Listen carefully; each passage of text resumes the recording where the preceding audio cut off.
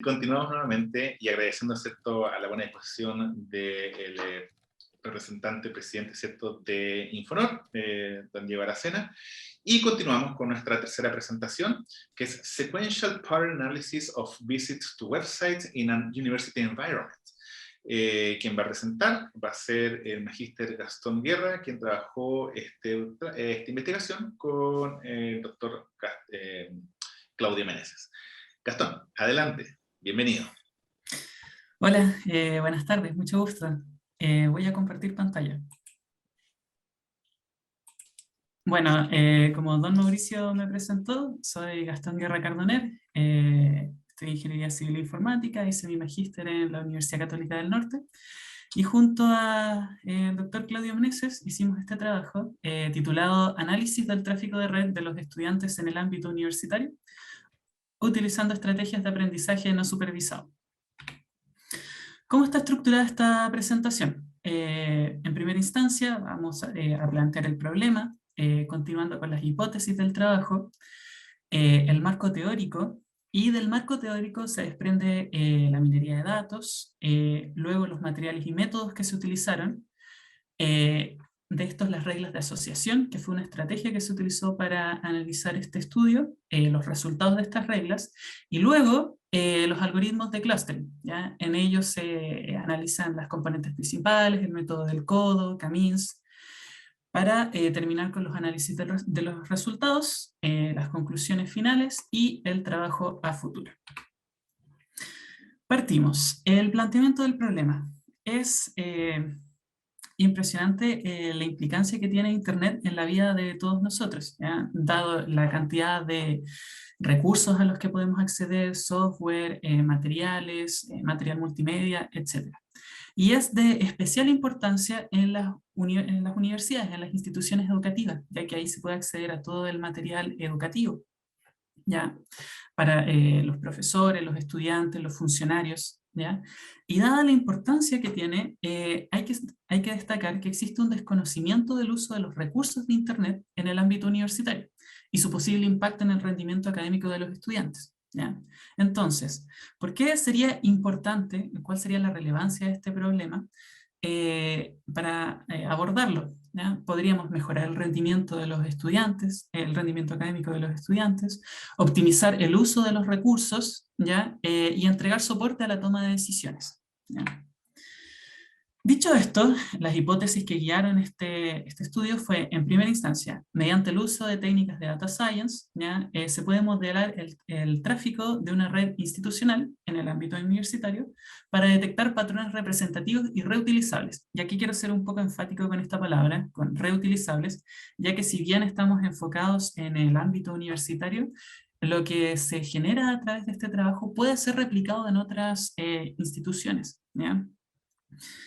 Y una segunda hipótesis, estudiantes que pertenezcan a un patrón representativo referente a la navegación por la web tendrán un rendimiento académico similar. Ok.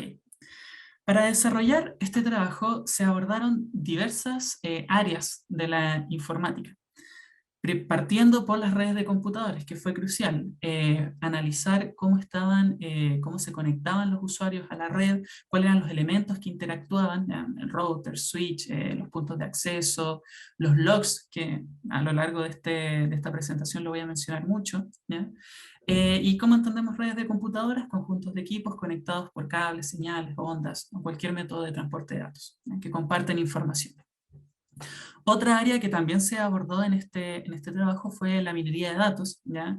Un conjunto de técnicas encaminadas al descubrimiento de información, ¿ya? Y por último, aprendizaje automático, ¿ya? Un subconjunto de inteligencia artificial que se centra en desarrollar sistemas que aprenden o mejoran, ¿ya? Quiero enfocarme un poquitito en la minería de datos, ¿ya? Y en particular Web Usage Mining. Este diagrama que ustedes están viendo aquí es del capítulo 12 del libro Bing Liu, ¿ya? Y está enfocado particularmente a analizar el tráfico de red, pero por un sitio web, ¿ya? Analizar cómo se comportan los usuarios. Pero esta metodología puede ser aplicada al trabajo que les estoy presentando, ¿ya? Y parte más o menos así.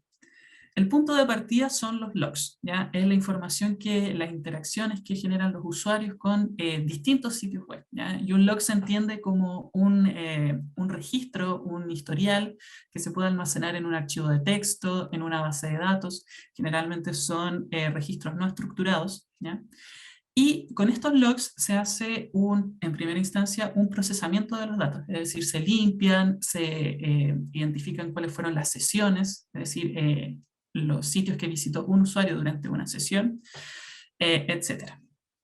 Una vez que están preprocesados estos datos, se almacenan en una base de datos accesible y se aplican técnicas de minería. En particular, como ya lo mencioné, para este trabajo se utilizan las reglas de asociación y los algoritmos de clustering. Y luego de aplicar estas técnicas de minería, se obtienen patrones de los cuales son analizados, ¿ya? Y de estos análisis se generan conclusiones y pueden ser agregados a los diversos modelos en cuestión. Ok.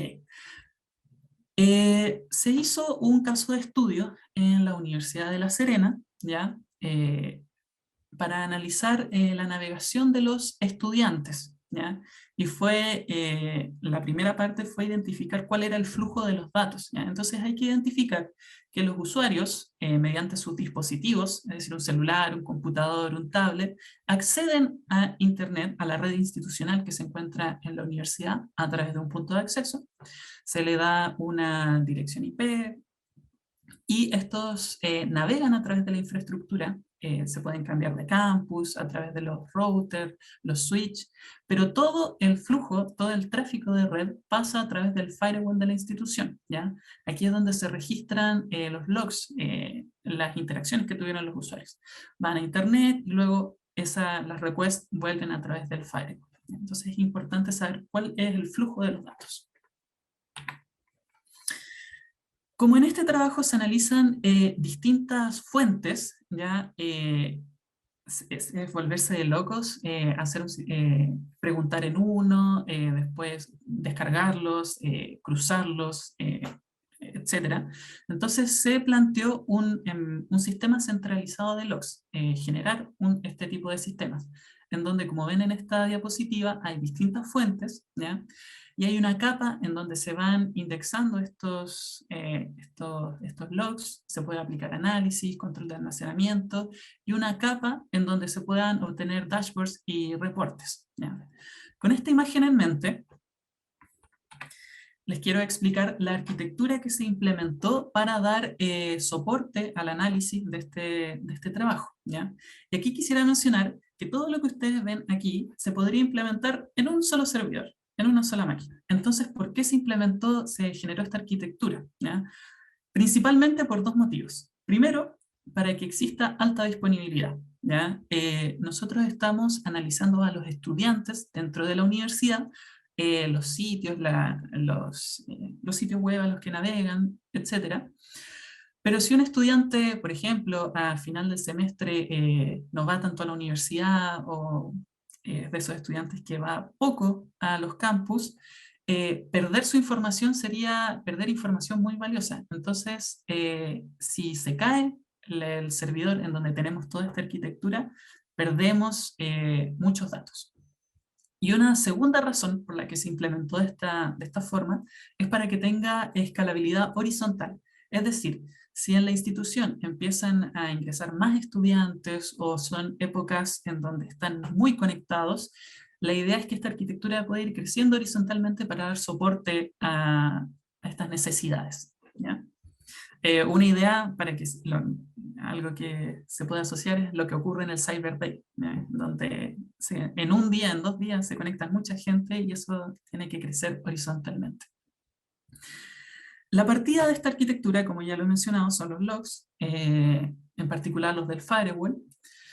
Y la captura de datos se implementó la herramienta Logstash, que de manera muy sencilla tiene un input, es decir, los logs se hace un forward a estas máquinas de Logstash, tiene un filtro en donde va limpiando los logs, va obteniendo los datos que necesitamos, y un output en donde los envía al almacenamiento. En el almacenamiento se implementó un clúster de Elasticsearch, Y este es monitoreado por Kibana, ¿ya? En donde se podía ir visualizando cuántos datos han sido ingresados, se podrían hacer algunos gráficos, etc. Ahora, hasta este punto, lo que nosotros hemos estado capturando son los logs de la interacción de los usuarios en la red institucional en el firewall. Pero nosotros queremos complementar esa información con la información de los estudiantes. Y esa se encuentra en una base de datos relacional en Oracle, ¿ya? Entonces, ¿cómo podemos cruzar estos dos datos? Estas dos fuentes.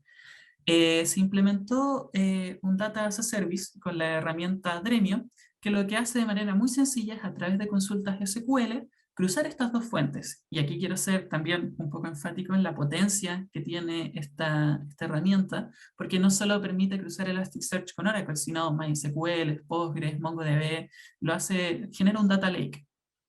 ¿Ok?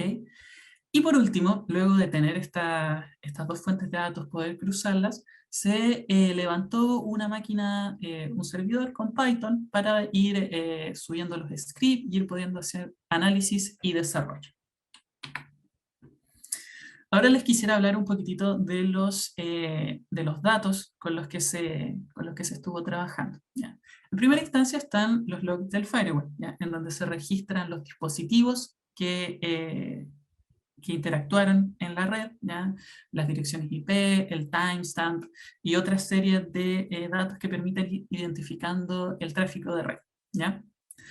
Por otro lado, está los logs de acceso, que en la universidad cuando se accede a una plataforma institucional de las que se tienen, se va registrando un log y ahí se identifica al usuario con un identificador, que tiene también la dirección IP por donde está ingresando, la fecha en la que ingresó y también otros datos. Al unir estos dos conjuntos de datos, obtenemos una asociación muy interesante, que es el dispositivo y el usuario. Porque por el firewall lo que navegan no son personas, son dispositivos. Pero a nosotros nos interesa tener la información del estudiante, ¿ya? Y al tener ese cruce, podemos saber el dispositivo, la dirección IP, datos del estudiante. Otra cosa que hay que recalcar, que es muy importante en este punto, es que en ningún momento se individualiza a una persona, ¿ya? Todos los datos se obtienen de manera estadística y características de los usuarios, por ejemplo, la carrera a la que pertenece, el semestre de ingreso, etcétera, pero nunca a una persona en particular. Para poder ir avanzando con el trabajo también se generaron algunas heurísticas, como por ejemplo, un usuario puede estar asociado a más de un dispositivo. Yo podría tener un celular, un computador, pero un dispositivo no está asociado a más de un usuario, ¿ya? Si un dispositivo se conecta siempre el mismo usuario, entonces en una ocasión se conecte otra persona correspondería a un préstamo, ¿ya? O sea, toda la navegación que se realiza a través de ese dispositivo pertenece al usuario principal. Un usuario debe conectarse más de una vez desde un dispositivo para que pueda ser considerado como suyo. Y por último, se eliminan de las búsquedas los dispositivos que pertenecen a laboratorios, salas de clases, etc. Porque el enfoque para realizar ese análisis sería distinto, ¿ya? Okay. Luego de toda esta introducción a los datos que se utilizaron, el proceso para obtener los datos fue tener a los usuarios y su dispositivo, los logs del firewall, ¿ya? La navegación que se realizó, y con estos cruces se agruparon de dos formas. Primero, para las reglas de asociación, y segundo, para un agrupamiento para los datos de clúster, ¿ya? También aquí se hizo una limpieza de los datos. En el firewall se tenían una gran cantidad de visitas de sitios web a los que se accedieron. Se obtuvieron los sitios de manera única, y como estos son datos que son numéricos, los puertos, los protocolos, las direcciones IP y una serie de datos que permiten identificar a los sitios a los que se visitaron, se utilizaron librerías para darles significado, para que sean más leíbles para humanos, ¿ya? Para colocarle los nombres a los sitios que se visitaron, y se obtuvo un conjunto de manera única con los sitios que se visitaron durante un periodo de tiempo por los estudiantes de la universidad. Para no analizar específicamente qué sitio web fue el que visitaron, ¿ya? Por ejemplo, una persona visitó este sitio, se agruparon por categorías, ¿ya? Es decir, una persona durante este periodo de tiempo, más adelante les voy a mostrar cómo se agruparon, visitó la categoría de aprendizaje, redes sociales, correo electrónico, noticias y opinión, entretenimiento, mensajería, streaming, y así sucesivamente. ¿Ya? Por ejemplo, si una persona estuvo visitando Facebook, no le va a aparecer Facebook, sino... La primera parte del análisis de este trabajo fueron las reglas de asociación. ¿Ya? ¿Cómo se agruparon los datos? De acuerdo a los horarios de los estudiantes, se identificaron las facultades de las cuales estaban navegando, el nivel del estudiante, es decir, si pertenece al primer, segundo semestre, las categorías de navegación, que previamente les acabo de mencionar, el día en el que estuvieron navegando y el bloque de horario. ¿Ya? Es decir, en este bloque, estudiantes de este nivel, de esta facultad, realizaron estas categorías de navegación, buscaron estas categorías. Y además se identificó si eran bloques en donde tenían o no tenían clases. ¿Ya? Entonces, con este agrupamiento, en la máquina de Python, con la librería MLExtend, se aplicaron algoritmos de reglas de asociación, no se tuvieron los ítems frecuentes. ¿Ya? Se generaron una gran cantidad de reglas. ¿Okay? Entonces, para poder navegar por estas, se plantearon diversas preguntas, alrededor de 10 preguntas, para poder ir navegando, para ir buscando resultados. Y de estos resultados se aplicaron métricas para ver aquellas que eran interesantes, ¿ya? Como la confianza y el lift. ¿Ya? Y así se fueron filtrando. Por cuestiones de tiempo no les voy a mostrar todas las preguntas que se hicieron y y todo el detalle de estas. Pero a modo de ejemplo, una de las preguntas que se plantearon fue ¿qué categorías de navegación ocurren cuando un estudiante navega en horarios de clase? ¿Ya? Generando una regla de asociación interesante.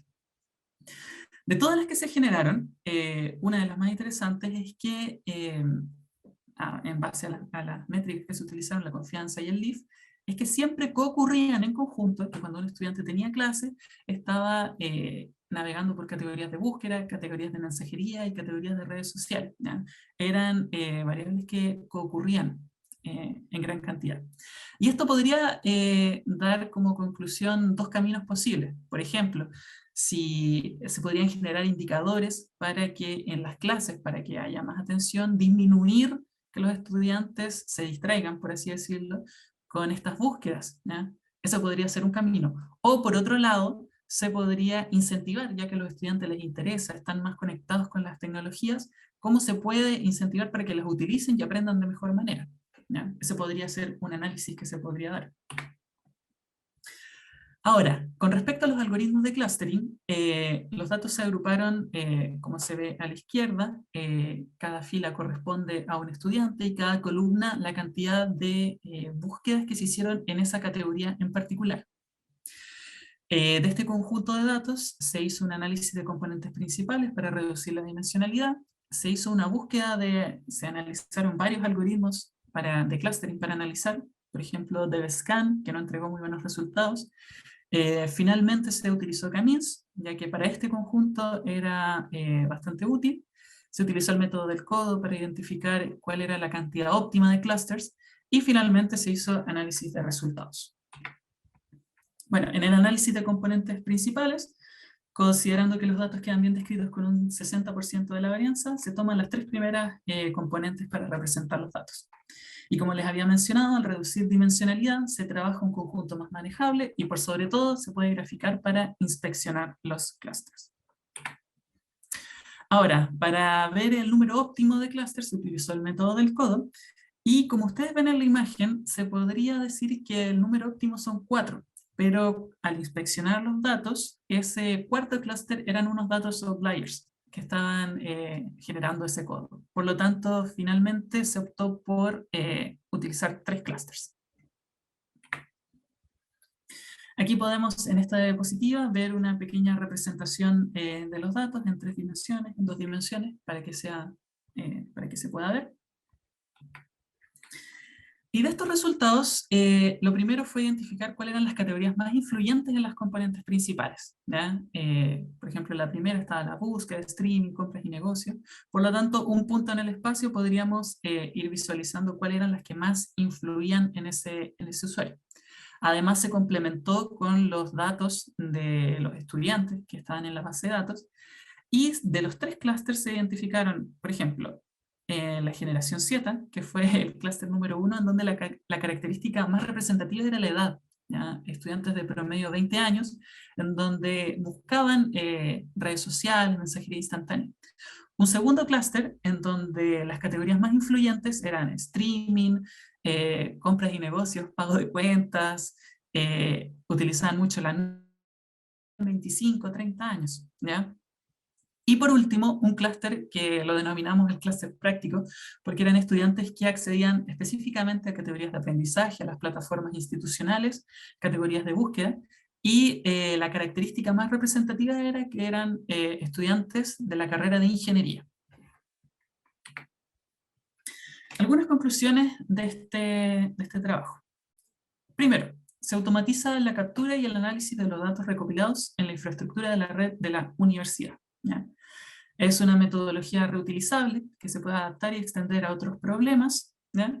En particular, por ejemplo, se podría también utilizar para empresas, para instituciones, para ver, entender un poco a los trabajadores. Esa sería una alternativa.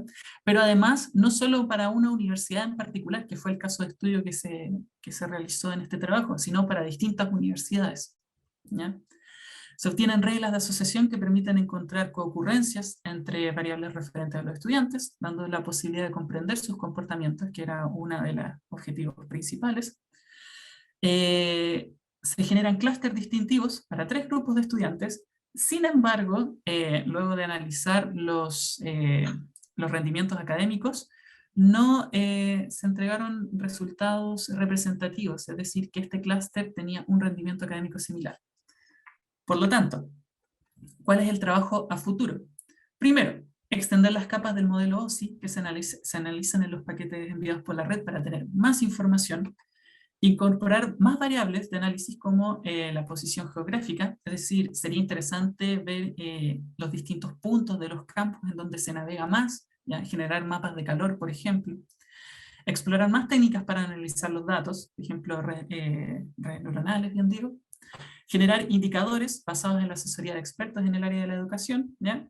Para, como habíamos planteado en un comienzo, para la toma de decisiones, ¿ya? Y finalmente, encontrar nuevos clústeres que permitan caracterizar a los estudiantes utilizando las variables que se irían incorporando. Les quiero agradecer su presentación, o sea, les quiero agradecer su atención. Y quedo abierto a sus consultas. Muchas gracias. Gastón, sin duda que un tema relevante por cuanto tiene una aplicabilidad en nuestro ámbito educacional de alto impacto. Tengo una consulta, si me permite la audiencia, y por favor invitarlos a que puedan hacer preguntas también, que está relacionada con los datos, perdón, con la seguridad de los datos. No sé si fue abordado o no, pero los estudiantes cuando obviamente están navegando dentro del campus, utilizan cierta información. ¿Es confidencial esa información? Sí. ¿Ustedes tuvieron que obtener algún tipo de permiso para poder manejar ese tipo de datos? Porque yo podría después en algún momento categorizar, identificar a grupos que solamente están en redes sociales, ¿ya? Y podría, porque hay un componente importante, hay un atributo que es el timestamp, y si precisamente en una clase están todos en una red social, donde pensemos que no se está interactuando como metodología el uso de una red social, sino que están haciendo otro tipo de actividades, uno podría quizás identificarlo. Entonces, ¿cómo manejaron eso de la confidencialidad? Sí, sí, de hecho esa fue una conversación bastante extensa. En el caso de estudio que se utilizó, los datos estaban almacenados en el data center, ¿ya? El data center de la universidad. Entonces, para poder acceder a estos datos teníamos que tener permiso y estaban resguardados por todas las por todas las capas de seguridad que ello implica, ¿ya? O sea, no es llegar y obtener los datos. Y en segunda instancia, pucha, no tengo el número específico de la ley, la tenía anotada, pero todos los datos los utilizamos desde el punto de vista estadístico, ¿ya? O sea, hay una ley de protección de los datos, ¿ya? Entonces, si la institución los utiliza para los fines que dijo que los iba a usar, que son estadísticos, no hay ningún problema. Y por eso yo recalcaba de que no se individualiza a los estudiantes, ¿ya? Ahora, eh, lo que precisamente usted estaba consultando, si en una clase en particular se empiezan a analizar a esos estudiantes, ahí tendría que plantearse una política de uso que va de la mano con la institución. O sea, si yo entro en una universidad, tengo que saber que estos datos estadísticos se van a utilizar y se les tiene que informar a los estudiantes antes de hacerlo, ¿ya? Entonces, para este trabajo, que fue un trabajo de tesis, hicimos un análisis un poquitito más general, pero si ya se empezara a utilizar en las políticas de la universidad y todo, tiene que ser transparentado. Lo menciono porque es súper relevante para el proyecto en sí, porque podría el proyecto en algún momento ser cuestionado por el uso de datos. Y es una ley, 20.000 y algo, no recuerdo tampoco el número, Sí, pero sí, sí. pero por ahí está. Quienes trabajamos un poquito con data de investigación, ¿cierto? Entendemos, y por eso también lo resaltaba para mencionarle eso también a quienes nos están mirando, así que muchas gracias. Dice el profesor Edgar Talla, que vale decirlo, él está en otra ciudad, ¿cierto? Está en Tacna. Entonces dice, felicitaciones por el trabajo, yo estoy haciendo un trabajo parecido, pero con los accesos al aula virtual, y dividí por periodos de tiempo, turnos, mañana, tarde y noche. ¿Tuvieron alguna dificultad al trabajar con horarios y contrastarlo con performance? Bueno, como había hecho la presentación, nosotros sí utilizamos mucho lo que eran los bloques de horarios, ¿ya? Y sí, con la performance, en un comienzo, nosotros no teníamos tanto este enfoque de clúster. O sea, por ejemplo, teníamos una sola máquina aplicando todos estos scripts, ¿ya? Donde teníamos Elasticsearch, ¿ya? Entonces, cuando fuimos creciendo horizontalmente para el análisis de los datos, también la performance fue mejorando de manera exponencial. Entonces, ese fue como nuestro approach para el tema de la performance, ¿ya? Y se notaba mucho. Creo que la primera vez, cuando hice una pequeña consulta, me demoré como 5 horas y eran muy pequeñitos los datos que estaba analizando, y después al hacer este crecimiento, claro, fueron como 10 minutos, una cosa así. Pero, insisto, era una consulta muy pequeñita, ¿ya? Entonces, Perfecto. ese fue como nuestro approach. Ada nos complementa diciendo que es la ley 19.628. Muchas Sí, gracias, Ada. sí. Álvaro nos pregunta, dice, trabajo interesante. ¿Existen visitas instantáneas, usualmente muchas, que no deberían ser parte de los datos, ya que realmente no afectarían a la productividad en el caso de su evaluación? Ejemplo, una persona abre una página y no la usa. Entonces, existe un factor temporal de uso de la visita que de cierta forma debería ser considerado. ¿Lo han pensado? ¿Cómo se podría incorporar ahí? Quizás lo más cercano para responder a esa pregunta fue el tema de sesionalizar los datos. ¿Ya? Nosotros a los usuarios consideramos sesiones, y después de inactividad de 30 minutos dejábamos de considerar a ese estudiante. Pero es muy interesante lo que plantea, porque no lo abordamos, por ejemplo, si entró a una página y después no la utilizó, no considerar esa página. No, ese sería un complemento muy interesante a este trabajo. Perfecto. ¿Alguna otra pregunta o consulta que tuvieran oportunidad de poder compartir acá?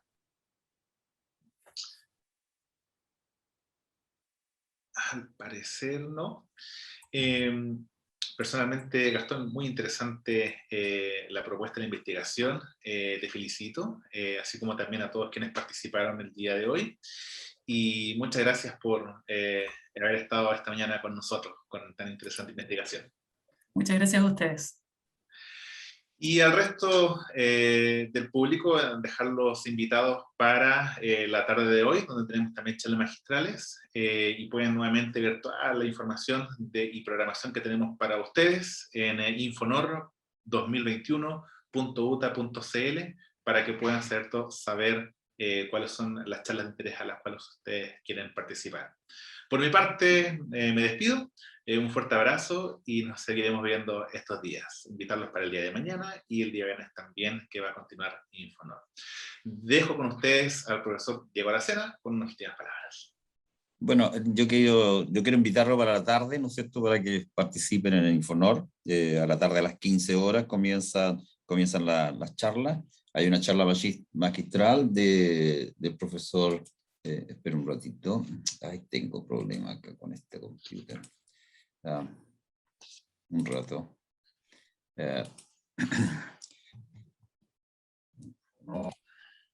Me llegó y me votó.